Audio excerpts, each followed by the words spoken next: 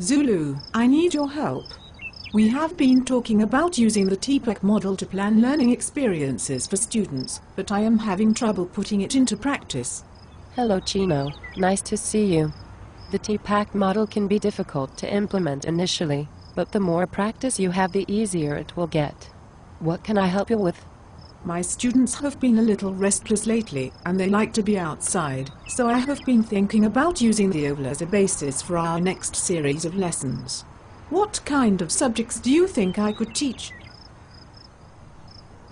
The obvious answers to me are HPE and maybe SUS. What did you have in mind? Two was thinking that it might suit mathematics.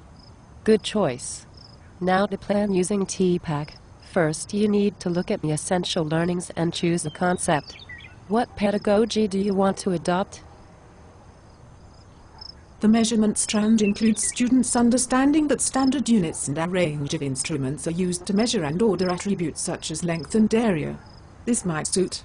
What about a context for learning? This could happen just before the sports carnival. The HP teacher is going to need to know the perimeter of the oval to mark out the running tracks, and the area would help her to plan where to place different field events. What do you think? Great. This matches the learning and assessment focus, which says that students should construct new knowledge by engaging in purposeful mathematical activities and investigations. Next, you need to choose what pedagogy you are going to use. I want to use a constructivist pedagogy with an inquiry-based approach. I think that the students might be more engaged if they are able to choose what tools they are going to use to make their measurements. Afterwards, we can discuss which tools each group chose and how accurate and easy to use they were. Great. This is an inquiry-based approach to learning, and also matches the ways of working that students evaluate their own thinking and reasoning in relation to the application of strategies and procedures. Now the last step in planning using the TPAC model is choosing the technological tools which will best match your content and pedagogical focus. This is where I am really having some trouble.